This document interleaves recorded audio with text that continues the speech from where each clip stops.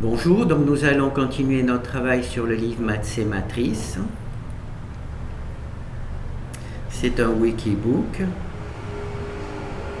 Alors on va travailler dans étude du code, non, présentation des fonctions de base,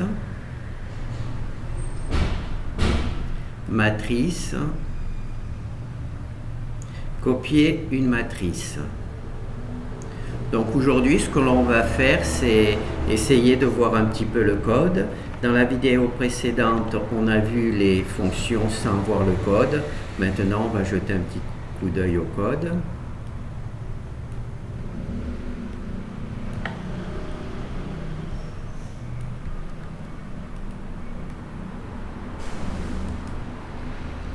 Alors, on va fermer ça.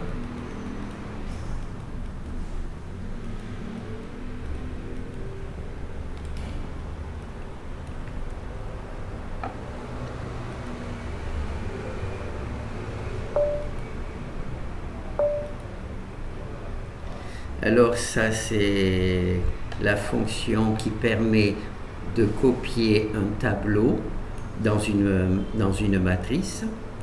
Donc elle s'appelle C pour copier, A, petit a pour le tableau, grand A pour la matrice. D'accord ? Alors pour retrouver le code, c'est pas très compliqué. On va mettre une virgule. On va compiler le travail. Comme cette virgule n'existe pas, il vous indique qu'il y a donc une erreur. Ça vous permet de retrouver le code. Alors le code, c'est ici. Donc il rentre une matrice A, il rentre le tableau. Et on va simplement parcourir toute la matrice en commençant donc ici de la première colonne jusqu'à la dernière colonne avec la ligne 0, pardon, la ligne 1. Donc on commence par la première ligne, la ligne 1 de A, et on parcourt ici toutes les colonnes de la ligne 1. Ensuite, une fois que toutes les colonnes sont faites, ici on va passer à 2, donc on va passer à la deuxième ligne, et donc on va parcourir toute la colonne et de la deuxième ligne, puis ensuite on va passer à 3 et ainsi de suite. Et ainsi de suite. Voilà. Donc là, c'est assez simple. Et là, on parcourt simplement le tableau. En fait, la présentation que j'ai fait ici sous forme de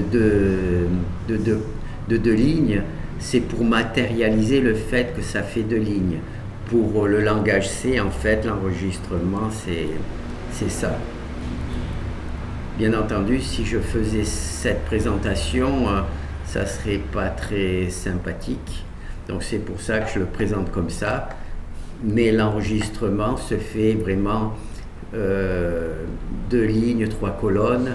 On pourrait tout à fait remplacer ceci par 6. Ça ne changerait rien à la présentation. Ah oui, j'ai oublié d'enlever la truc. Voilà, ça ne changerait rien. Si ce n'est que ça serait moins lisible. C'est pour ça que j'espère que je ne vais pas trop enlever. Non. Voilà, c'est pour ça que je mets 2 lignes et 3 colonnes au lieu de mettre R6 par exemple, et je les affiche sur 2 lignes au lieu de le mettre sur une seule colonne. Pour le langage C, ça ne change rien, mais pour un être humain, c'est vrai que cette présentation est plus intéressante. Donc là, on a vu la fonction et comment elle fonctionne. Alors, comme je vous ai présenté précédemment,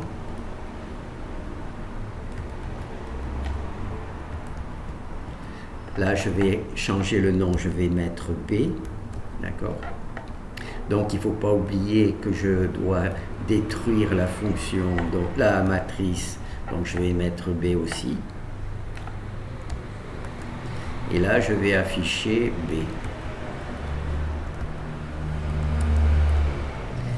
Donc B ici et B ici.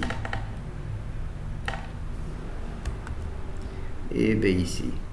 Voilà. Bon, ben ça, je vais juste supprimer ça pour simplifier. Donc là, je lance.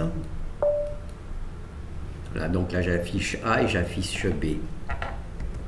Alors, cette présentation, c'est ma présentation personnelle pour condenser un petit peu au maximum le code. La présentation qui serait la plus, disons, honnête, on pourrait dire.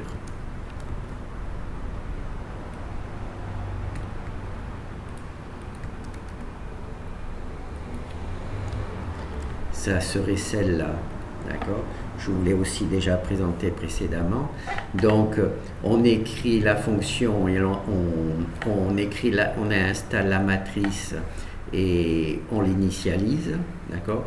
Et dans un deuxième temps, on copie le tableau de nombres dans B, d'accord? Voilà, c'est ça. Alors moi, je fais ça simplement pour diminuer la quantité de code. Voilà. Donc là, on a vu un petit peu l'ensemble de cette fonction, copier un tableau dans une matrice. Alors ici, on va voir le code du deuxième fichier. Je ne sais pas si on va faire toutes les... Je sais pas si on va faire tous les exemples. Alors là, la même chose, on va voir un petit peu ce que c'était. Donc là, c'est simple, on a une matrice nulle et on va copier un scalaire dans la matrice. Donc ici, le scalaire, c'est 100. On dit scalaire, j'ai mis S parce qu'on dit scalaire. Scalaire, c'est pour un nombre. Et là, la matrice dans lequel on va copier le scalaire, et là c'est la position, le nombre de lignes, la ligne et la colonne. Donc là c'est R2 et C2, donc deuxième ligne et deuxième colonne. Donc la même chose ici, on va mettre une petite virgule, on va compiler, naturellement comme cette virgule n'existe pas, je vais l'enlever. Et donc, ceci me permet de retrouver facilement mon code. Alors ici, donc, dans cet exemple, enfin dans cette fonction, je vérifie que R n'est pas inférieur à 1. Par exemple, si c'est 0, je n'ai pas le droit d'écrire. Donc là, on arrête le programme. D'accord ? Si C est inférieur à 1, on arrête aussi le programme. Je ne fais aucune vérification, j'arrête juste le programme. Je fais tout ça et je truc. Ou bien si le nombre de lignes est supérieur à la taille de la matrice, on se rappelle qu'ici c'est le nombre de lignes de la matrice, voilà, on arrête aussi. Et ou si le nombre de colonnes est supérieur au nombre de colonnes de la matrice, on se rappelle que le nombre de colonnes de la matrice se trouve à cette adresse et le nombre de lignes de la matrice se trouve à cette adresse. D'accord ? Et s'il y a un problème, on sort en imprimant tout ce texte. Et s'il n'y a pas de problème, on copie simplement S, le scalaire, aux valeurs à la ligne et à la colonne que l'on a choisie. D'accord ? Donc maintenant, ce que je vais faire, je vais mettre R0. Je vais donc essayer d'écrire 100 dans la ligne 0 et la deuxième colonne. Et voilà. Donc là, il me dit qu'il y a une erreur. D'accord ? La ligne 0, il m'indique la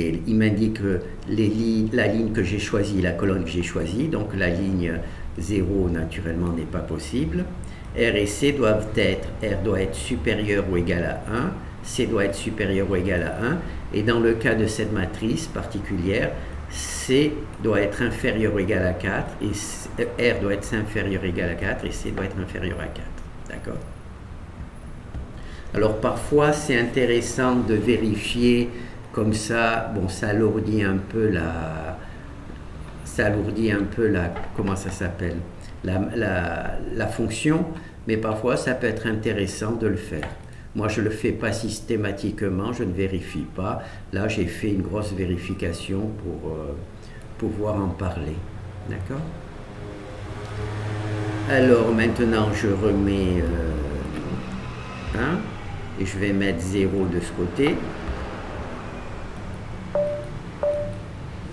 Voilà, la même chose. Donc là, le C, c'est nul. Et donc là, truc. Maintenant, je vais mettre ici... on va mettre 1, 1. Non, et ici, on va mettre 6. Non, 5. Non, les 5. Puisque le truc, c'est, hop, 5.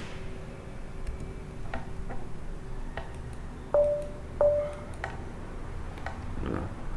Et ici, eh ben, ça ne va pas, puisque le truc, c'est 5. Et là, on va mettre 4.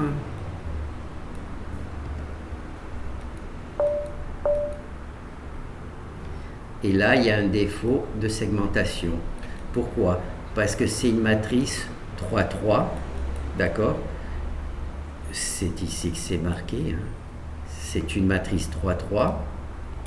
D'accord? Et moi, j'ai essayé d'aller au point 4. Et naturellement, ça n'existe pas. Et là, où est l'erreur que j'ai faite? J'ai bien pris la ligne, le nombre de lignes de la matrice A, j'ai bien pris le nombre de colonnes de la matrice A, mais j'ai oublié la ligne 0 et j'ai oublié la colonne 0. D'accord? Donc là, il faut faire moins R1 pour... on met une parenthèse hein, quand on fait des opérations comme ça. Voilà. Moins R1 parce qu'il y a la ligne 0. Et donc quand je demande 3 lignes, là vous avez vu, hein, oui, j'ai pas fait d'erreur. Non, c'est bon. Alors là vous avez vu, j'ai 3 lignes et 3 colonnes.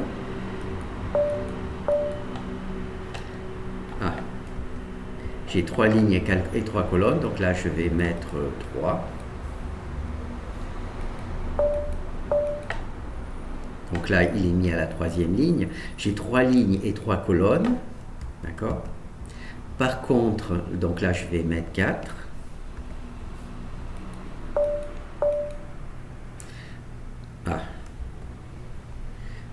Comment il faut... il faut que je mette 0 pour que cela apparaisse. Par contre, là, quand on voit, bon, R1 et C1, c'est bon, d'accord? Par contre, R4 et C4, c'est pas bon, puisque, en fait, il n'y a que 3 lignes et 3 colonnes, et en fait, ici, on voit qu'il y a bien 3 lignes et 3 colonnes, et lui vérifie sur R4. Alors là, il y a 2 manières de résoudre le problème. Et ben non, il n'y en a qu'un seul où j'en suis. Il faut simplement rajouter une parenthèse ici et une parenthèse ici, une parenthèse ici, une parenthèse ici, et mettre moins, oh là, moins,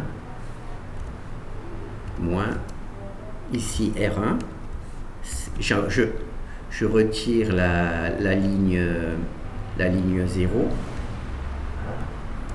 D'accord? Bon, on va coller. Ici, je retire la ligne 0. Et là, moins C1. Je retire la colonne 0. D'accord? Donc, on va comparer non plus le R par rapport à ce qu'il y a écrit en mémoire à cette adresse, mais le R par rapport à ce qu'il y a écrit à cette adresse, moins R1, la ligne 0. D'accord? Donc maintenant, on va sauver.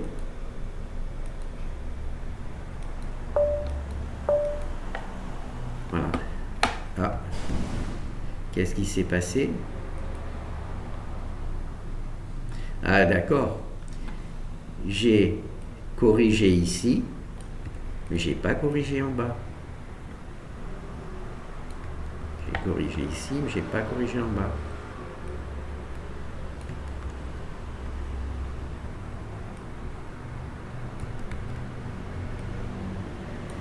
Voilà. Donc c'est bon.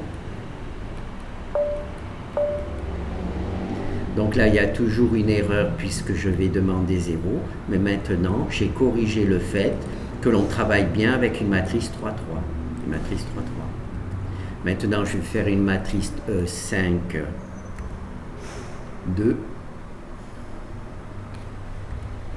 Alors là, j'ai toujours voulu mettre ma valeur dans R0. Donc naturellement, ça va bloquer. Ça va me permettre de vérifier. Voilà. J'ai donc bien 1 et 1 pour les colonnes. Et le nombre de lignes, c'est 5. Hein, c'est bien 5. C'est bien ce que j'ai décidé ici. Et ici, c'est 2 colonnes. Il y a bien 2 colonnes. C'est les 2 colonnes que j'ai vues. D'accord? Donc là, il y avait un petit souci. Puisque j'avais pas tenu compte du fait de la ligne 0 et de la colonne 0. Voilà. Et là, il y a un deuxième souci. Quel est le deuxième souci? Vous avez vu que quand j'ai changé ça, ça n'a pas modifié ça. D'accord?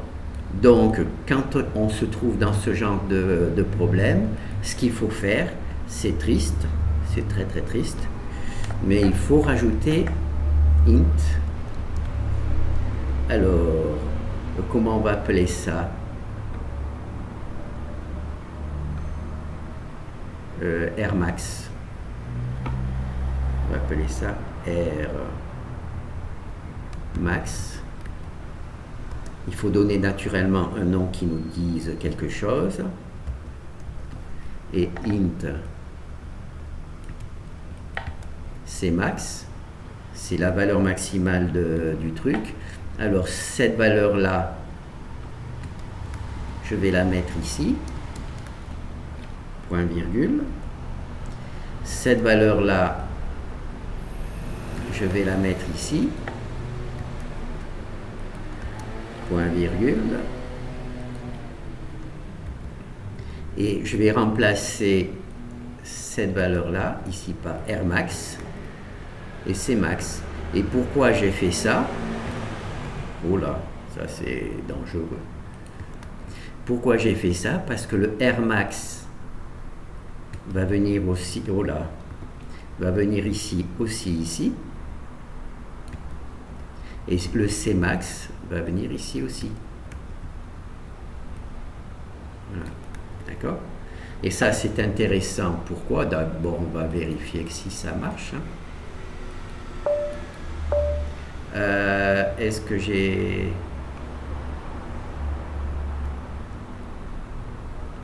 Ah, d'accord. Là, l'erreur, c'est que j'ai utilisé nombre complexe pour afficher le nombre de lignes. C'est pas très intelligent. Donc, soit je mets un double ici. Allez, je mets un double ici. Même si ça ne veut pas dire grand-chose. Normalement, il faudrait mettre un entier, parce qu'un entrier, ça prend moins de place. Enfin, là, je vais... Ensuite, on pourra corriger ça. Voilà, donc là, c'est bon. Alors là, on a toujours notre truc qui s'arrête, qui a une erreur, parce que je travaille toujours sur la ligne 0, alors que je n'ai pas le droit.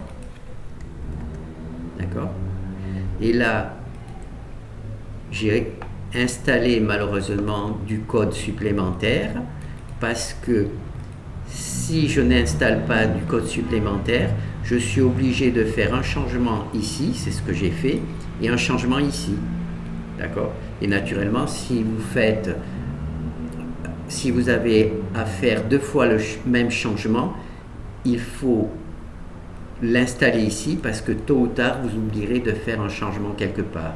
Donc, quand vous devez faire quand vous êtes dans une situation comme ça, d'accord, où vous avez un travail où il faut faire un changement ici, par exemple, pour Air Max, et le faire ici, pour Air Max aussi, et éventuellement dans d'autres supplémentaires. Il faut créer ici une variable pour que le changement que vous allez faire ici et ici se fasse automatiquement sur une seule variable et pas sur deux. Donc voilà. Donc là, c'est le travail que j'ai fait. Et là, deuxième truc. Donc là, vous avez vu, donc ça marche. Hein. Donc là, j'ai mis 0, je vais mettre 5. C'est ici, je vais mettre 5 dans la 5e ligne. D'accord? Donc ça marche. Si je mets dans la 6e ligne, naturellement, ça ne marche plus. Voilà. Ça ne marche plus parce que j'ai demandé la 6e ligne. D'accord? Et ça ne marche plus. Voilà.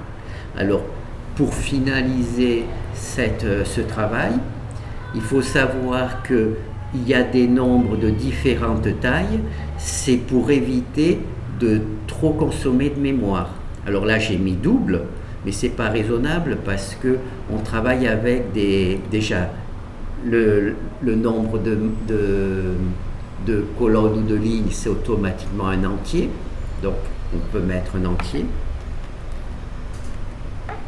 Voilà. Simplement pour minimiser la taille du truc. D'accord? Alors, naturellement, ici, j'ai mis un F, il faut mettre un D, puisque c'est un entier. Là, j'ai bien mis un D pour un truc ici. Par contre, ici, je ne sais pas pourquoi, j'ai mis un F. Donc, on va mettre ça, un D. Voilà.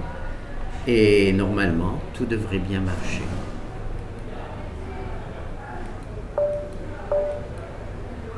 Donc là, il y a toujours 6, d'accord? C'est le nom de truc. Et en fait, il n'y a que 5 lignes. Alors j'ai demandé d'écrire dans la 6e, donc il dit qu'il y a une erreur, d'accord? Et cette erreur, il nous explique que R et C doivent être compris entre 1 pour R et 5, inférieur ou égal à 5, et C entre 1 et 2, d'accord? Puisqu'il y a 2 colonnes, d'accord? Donc là, c'est vraiment exagéré un petit peu. On peut même aller encore plus loin, mais là, c'est risqué. Alors, les entiers, ce sont des nombres très gros. On peut, à la place de mettre des entiers, on peut mettre char. Pourquoi? Ça diminue la taille du truc. Ça diminue la taille de l'entier, parce qu'un char, c'est entre 0 et 255. Un char, je crois que c'est positif, d'accord? Donc, ça permet, au lieu d'utiliser un nombre entier qui est un nombre quand même extrêmement grand, hein, je ne me rappelle plus de la taille, mais c'est extrêmement grand, donc on va voir si on peut utiliser char. Voilà, on peut utiliser char. On peut utiliser char à la place de int, d'accord? On peut même ici mettre char. Donc, éventuellement, oui, on peut mettre ici aussi char. Non, on ne va pas le mettre, on ne va pas le garder, parce que char, c'est entre 0 et 255. En supposant que l'on ait des matrices qui ont plus de 255, comment ça s'appelle, lignes ou colonnes, on aurait des problèmes. Donc, on va laisser int. On va laisser int à la place de char. Donc là, ce qu'il faut, c'est connaître tous les tailles des nombres en langage C et essayer d'utiliser la taille qui est la plus petite pour faire le travail. Donc là, j'ai peur que ça m'arrivera jamais d'avoir une matrice qui a une taille de 1000 par 1000. Mais enfin, je crois que char, c'est entre 0 et 255. Et là, il faudrait mettre une valeur qui soit tout le temps positive, alors que les entiers sont positifs et négatifs, puisque la taille des matrices et obligatoirement positive. D'accord. Donc là, on a vu un petit peu, donc on va réviser, revoir un petit peu. Donc là, j'ai créé deux variables parce que ici, si je changeais la valeur d'une variable, je devais faire la même chose ici. D'accord? Et donc, vous avez vu que je l'avais bien changé ici, mais pas ici.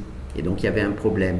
C'est pour ça que quand une variable, une valeur se retrouve dans plusieurs endroits d'une fonction, il faut malheureusement installer une variable pour que l'on puisse changer cette variable de manière automatique dans tous les exemples et ne pas faire l'erreur de changer la valeur de la variable ici, puis ensuite changer la valeur de la variable ici. Ça ne marche pas. Tôt ou tard, vous oublierez de la changer quelque part et vous ne comprendrez pas pourquoi une fonction ne marche pas. Bon, là, c'est pas grave parce qu'il n'y en a que deux. En plus, c'est dans la partie qui concerne non pas l'algorithme, mais la vérification. Donc, tant qu'il n'y a pas à vérifier, il n'y aurait pas de problème. Mais dans une fonction où il y aurait, je ne sais pas, 4, 5, 6 R max, hein, si vous ne n'utilisez pas cette méthode, et bien, tôt ou tard, il y aura une valeur que vous n'aurez pas mise à jour et vous aurez un bug. Et ce bug, vous aurez vraiment beaucoup de mal à le retrouver parce que vous ne comprendrez pas pourquoi ça ne marche pas. Vous avez bien changé la valeur, mais comme cette valeur se retrouve à plusieurs endroits et que vous ne l'avez pas changée à plusieurs endroits parce que vous n'avez pas créé ce type de variable, vous aurez des problèmes. Donc là, on vérifie que l'on a bien tout, on sauve et on lance, on vérifie. Alors là, il y a toujours une erreur parce que j'essaie d'installer dans la 6e ligne alors qu'il n'y en a que 5. Donc maintenant, je vais remettre 5 lignes.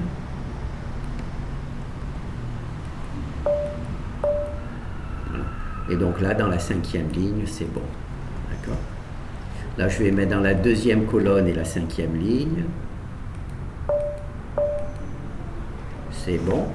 Maintenant, je vais mettre dans la 5e ligne, dans la 3e colonne. Il faut tout tester. Hein? Et bien là, il y a une erreur, en effet.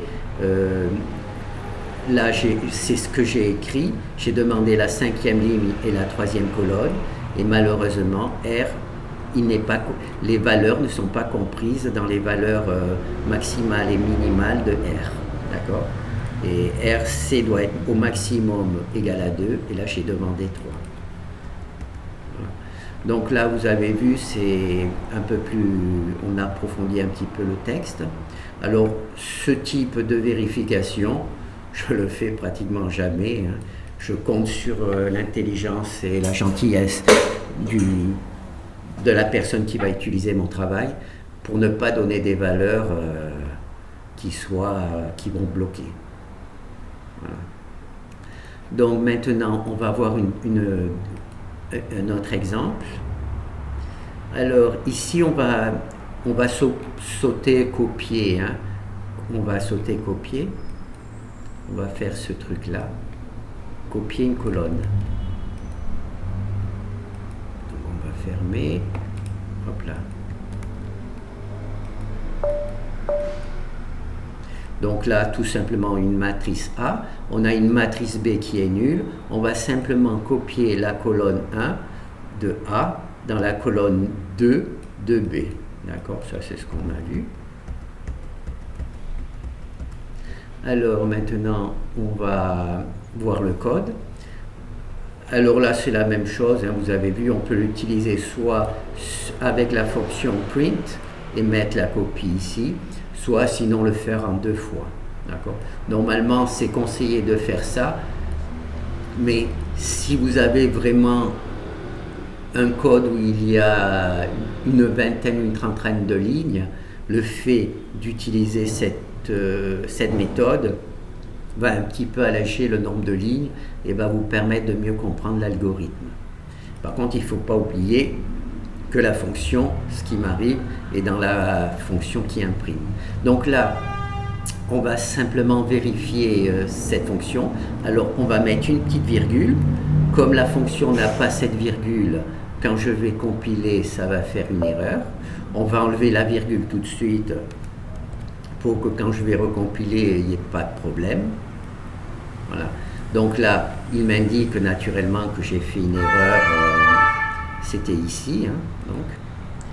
Alors, ici, on va voir la fonction copie. Donc, on copie simplement donc, copie, c'est cette commande. C, c'est pour colonne. Donc, on va copier, on va passer de la première ligne à la dernière ligne. Et on va copier donc la colonne de CA dans la colonne CB. D'accord? C'est simplement tout ça. D'accord? Donc, on passe de la première ligne à la dernière, c'est ici, de R1 à la dernière ligne, d'accord? Et on va copier la colonne CA de A. On voit ici, les R sont les mêmes. Dans CB, dans la colonne B de T. Donc c'est ça. Alors pourquoi je vais vous présenter cette fonction? Parce que je me dis, personnellement, je trouve que ce nom-là, je vais me mettre à votre place. Hein. Je vais me dire, personnellement, cette fonction-là, ça ne me plaît pas le nom qu'elle a. D'accord? Ben, je vais changer le nom. Pourquoi je vais changer le nom? Parce que là, il y a petit c, c'est copie, et là, petit c, ça voudrait dire copie-copie. Donc, ça ne va pas. Alors, si je mets un grand C, là, je sais copier, je sais que grand C, c'est une colonne. Donc, je sais. Donc, je trouve que la personne qui a écrit ce programme, eh ben, il a fait une erreur. D'accord? Donc, je vais sauver tout ça. Alors... Et voilà, ça ne marche plus. Ça ne marche plus parce que j'ai bien changé le code dans le programme, mais dans la librairie, mais j'ai pas changé le code dans le truc. Donc là, je vais le changer.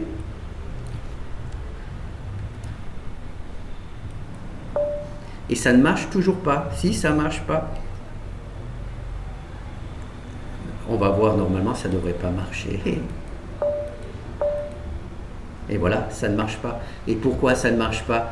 Voilà, j'ai bien changé le code ici. J'ai bien changé le code ici. D'accord? Et ça ne marche pas. Ça ne marche pas, tout simplement. Donc là, je vais supprimer la bêtise que j'ai faite. Je vais supprimer la bêtise que j'ai faite.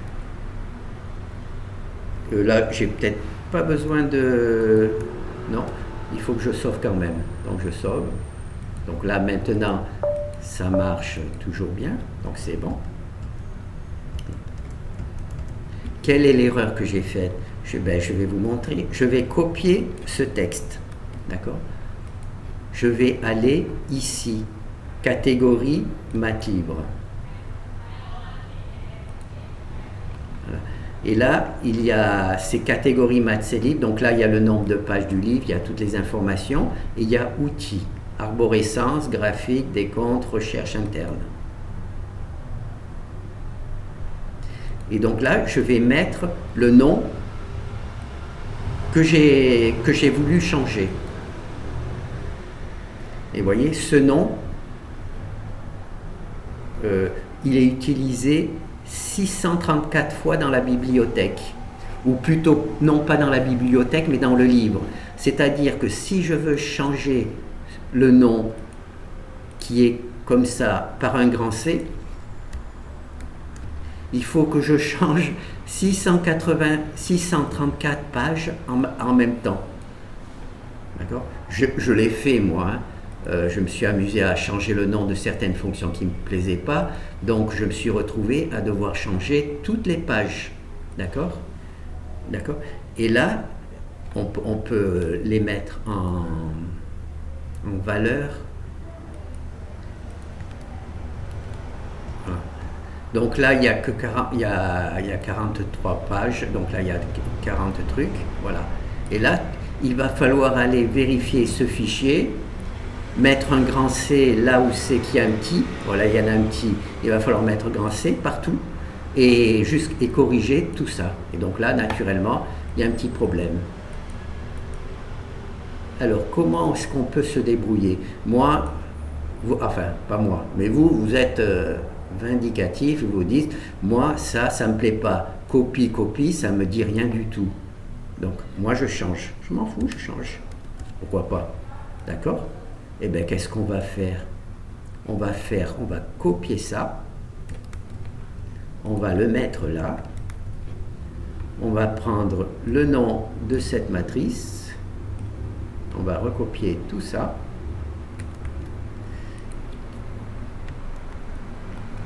On fait en double. Oh là, non, là, j'ai fait une erreur.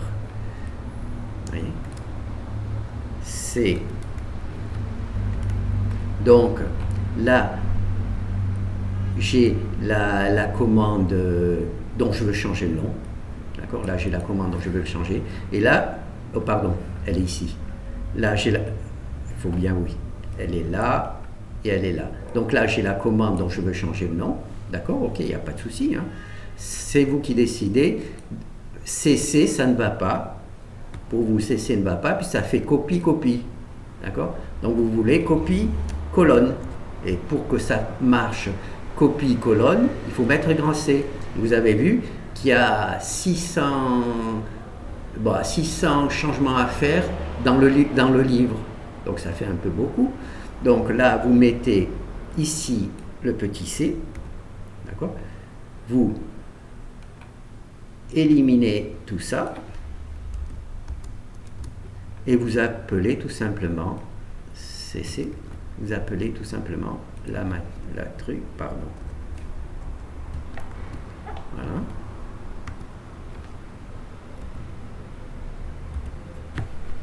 Alors, il faut récupérer ce petit truc-là. Bien entendu, sans les caractéristiques.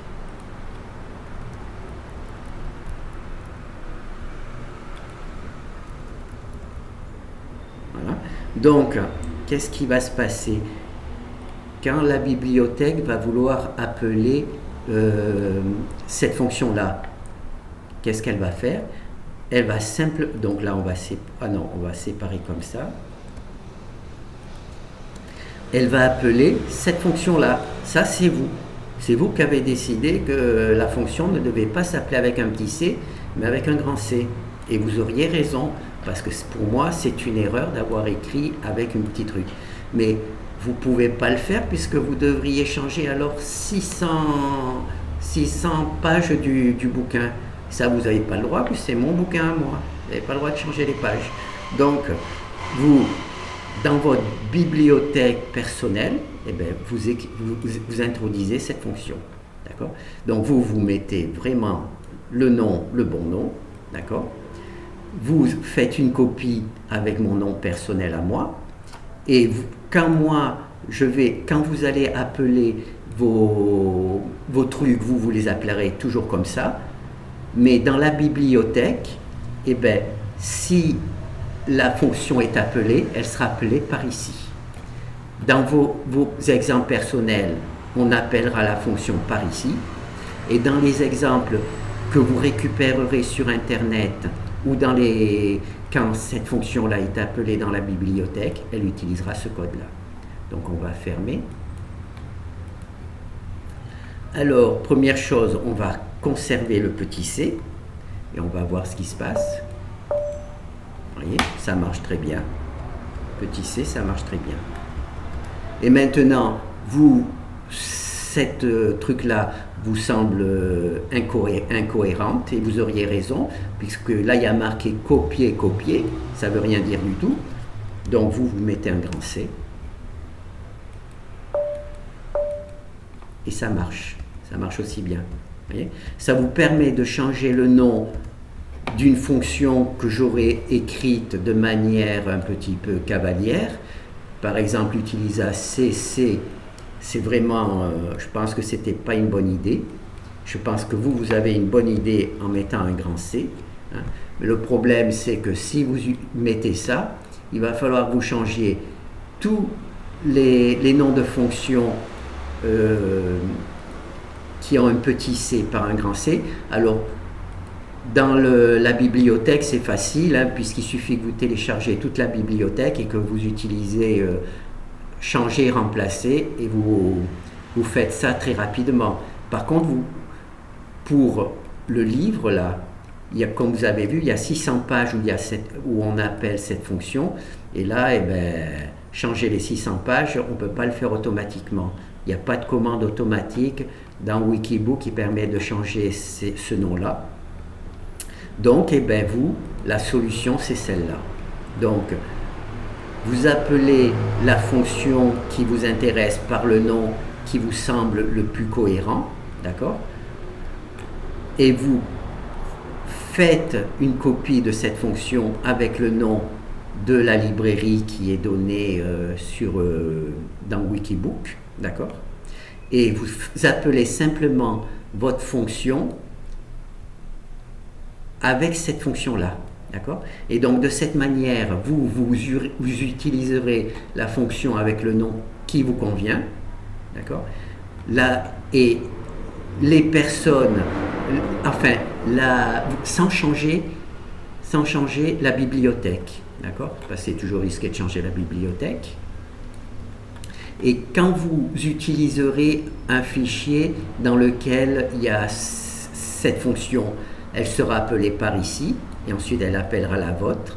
Et quand vous utiliserez directement vos fonctions à vous, que vous écrirez votre propre code, vous pourrez utiliser directement cette fonction avec le nom qui vous convient. Et au bout d'un moment, bien entendu, je pense qu'il faudra que je change le nom et que je mette réellement la fonction comme ça vous arrange, parce que c'est vrai que CC, ça ne va pas. À chaque fois que dans un nom, il y a une colonne et que j'ai mis un petit C, il faudra mettre un grand C. De la même manière, à chaque fois dans le nom, là, il y a petit r, il faudra mettre un grand R, parce que copier petit r, ça ne veut rien dire, alors copier grand R, ça veut dire copier une ligne, d'accord? Donc là, j'ai fait une grosse erreur, et malheureusement, cette grosse erreur, je pense que pour la changer, ça va être très très dur, puisque c'est de l'ordre de 600 pages, d'accord? Et il n'y a pas qu'une seule fonction où j'ai fait cette erreur, il y en a plusieurs. Il y a plusieurs fonctions où il y a des petits C à la place de grand C, d'accord?